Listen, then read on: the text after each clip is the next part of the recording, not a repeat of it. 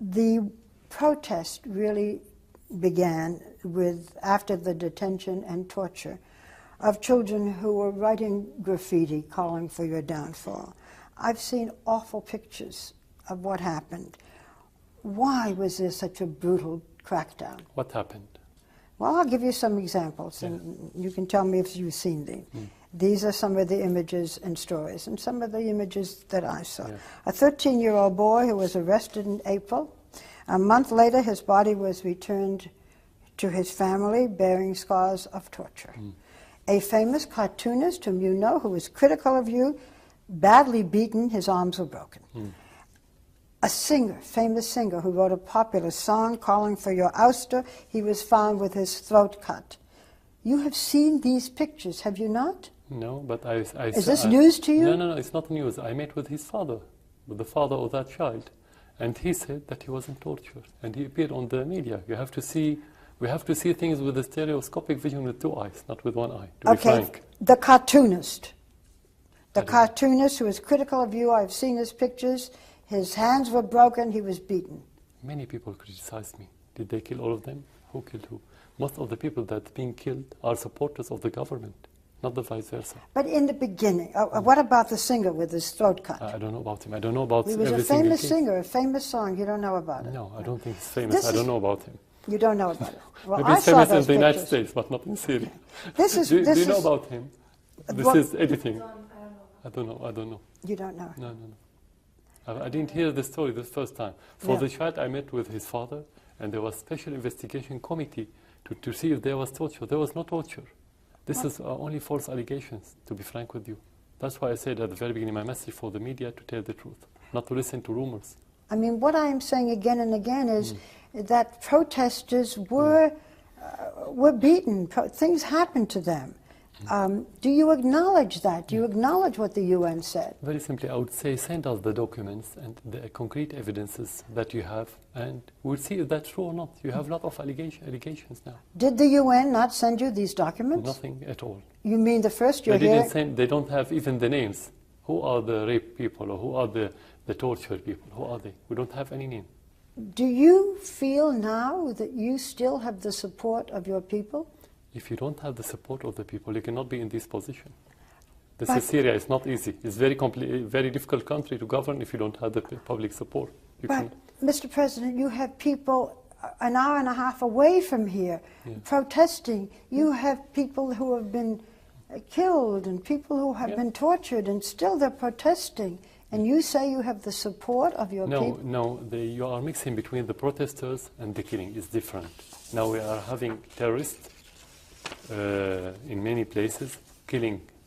Now? No, not only now. No, from the very beginning. No, not now. Now it's recognized in the media. That's the difference. Will you now allow monitors to come into this country? Of course. I said of course? We want that, but in line with our sovereignty. What does that mean? What does it mean? To do everything in cooperation with the Syrian government. You have state here.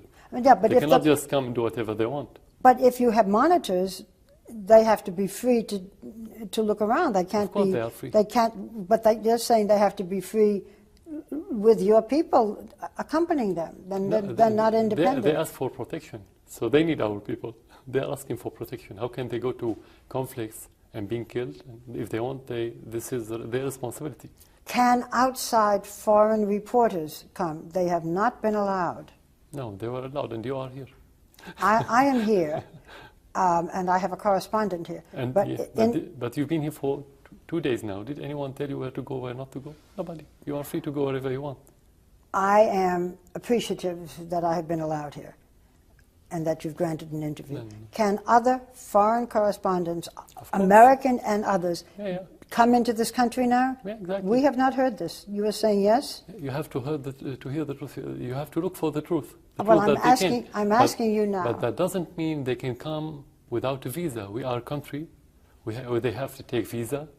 We give visa to people, maybe we don't give visa to people. We like any other country. Again, it's about sovereignty. Okay, but that doesn't mean anyone can come anytime and do whatever they do. I grant you, but as soon as you say visa, it means this one can't come. That in general now, can foreign correspondents come to this country? And we've been receiving the delegation from Europe, from the United States, from the rest of the world. No, sir, you have not been receiving delegations. I met with them.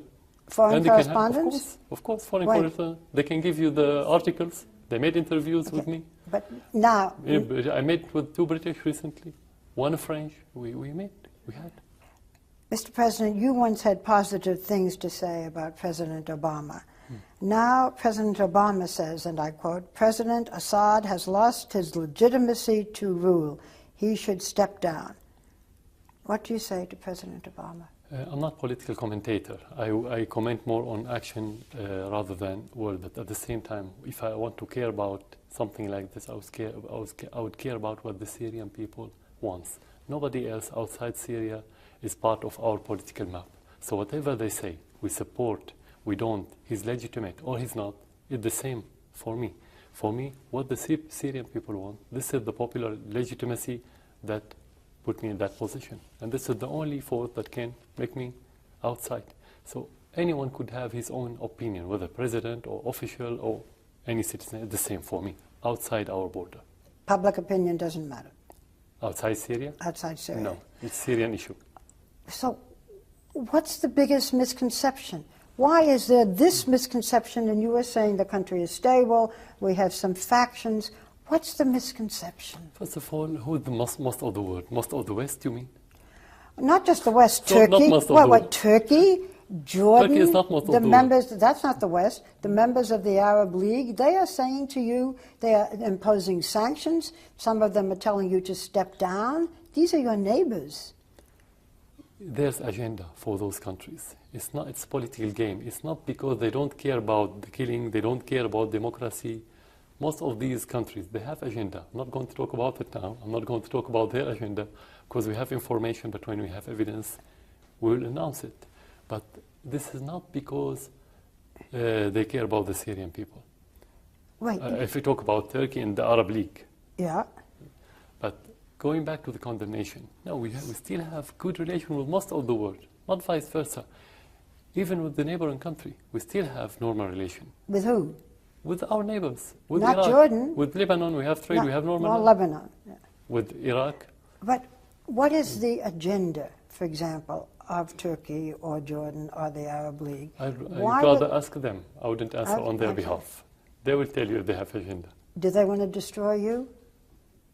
You should ask them. I cannot talk about their will. I don't know about their will, to be frank.